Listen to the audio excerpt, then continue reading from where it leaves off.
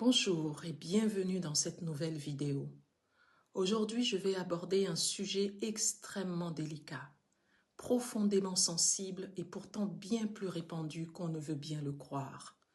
Si je prends la parole, c'est pour éclairer, pour sensibiliser et pour briser un silence qui détruit encore trop de vies. L'inceste.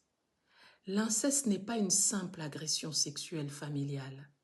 C'est un système, un engrenage d'emprise qui s'insinue partout, dans le corps, dans la pensée, dans le lien, dans la manière même d'exister. Un système où le pouvoir, la peur et la dépendance se mêlent jusqu'à étouffer l'enfant. Avant l'acte, il y a la destruction de l'autonomie psychique, il y a l'effondrement des frontières, celle des générations, du corps, de l'esprit. Le parent n'est plus un refuge, il devient un envahisseur. Ferenczi parlait de la confusion des langues. L'enfant demande de la tendresse, l'adulte impose la sexualité. L'amour, ce qui devrait protéger, devient une arme d'asservissement. L'agression n'arrive jamais d'un coup. Elle est le résultat d'un processus minutieux, d'une manipulation progressive. L'agresseur prépare le terrain. Ça commence par l'isolation. Il crée une relation exclusive. Tu es la seule qui me comprenne. Il crée le privilège des petits cadeaux, des secrets, des attentions qui flattent et piègent. Il crée des tests de limites. La proximité physique devient banale. L'intimité émotionnelle devient obligatoire. Alors, le passage à l'acte ne ressemble plus à une rupture. Il apparaît comme une suite logique d'un pacte silencieux. Je l'aime plus que tout se transforme en tu ne dois rien dire. L'enfant dépendant affectivement ne peut ni fuir ni penser l'agresseur comme mauvais. C'est le conflit de loyauté. Aimer celui qui détruit. Ce paradoxe fracture l'esprit. Ce qui est vécu ne peut plus être pensé. La sécurité devient menace. La menace devient quotidien. Et la confiance en l'autre, mais aussi en soi, elle s'effondre. Si celui que j'aime me fait ça, c'est que je suis mauvais ou je suis mauvaise. Le traumatisme ne se limite pas à l'événement. Il réside dans la désintégration du lien de confiance, dans l'effondrement du sens même de l'amour. Dans le système incestueux, l'enfant n'a plus le droit d'être un enfant. Il est parentifié. L'adulte, immature et narcissiquement défaillant, utilise l'enfant pour combler ses propres manques. L'enfant devient le confident. Il porte les secrets des adultes. Il devient le soignant. Il apaise les colères, les angoisses. Il devient le conjoint de substitution.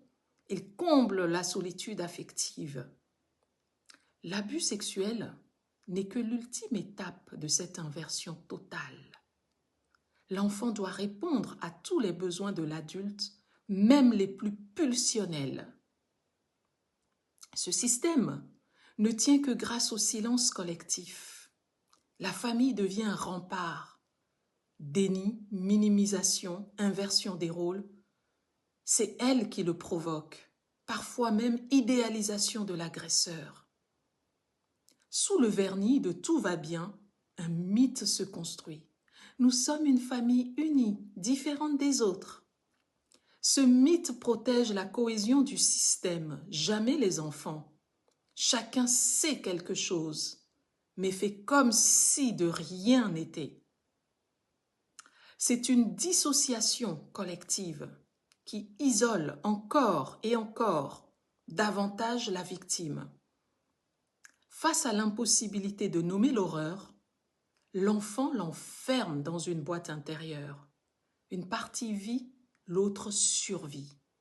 La dissociation permet de continuer à avancer, mais au prix d'un morcellement identitaire qui persistent à l'âge adulte.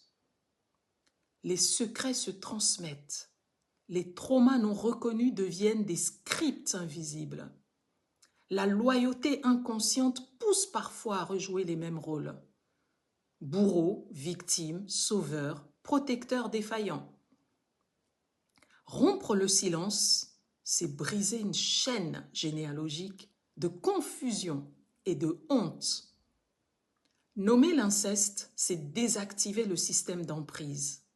C'est reconnaître que le mal n'était pas dans l'enfant, mais dans le silence. Le secret protège le coupable, jamais la victime. Guérir, c'est sortir du huis clos et replacer la responsabilité là où elle doit être, chez l'adulte fautif. L'inceste n'est pas un acte, c'est un système fait de confusion, de loyauté et de silence. Mettre des mots, c'est rétablir la vérité psychique. L'adulte devait protéger, l'enfant devait grandir en sécurité. Nommer, ce n'est pas raviver la douleur, c'est retrouver sa vérité. Si ce sujet vous a touché, si vous pensez qu'il peut aider quelqu'un, n'hésitez pas à le partager. Vous trouverez également un article sur mon site internet ameyomalm.com. Dans la partie blog, tout un article sur les abus, très détaillé. Et pour soutenir ce travail, vous pouvez vous abonner à la chaîne. Votre soutien permet de continuer à briser les silences et à ouvrir des espaces de compréhension. Je vous remercie. À très bientôt.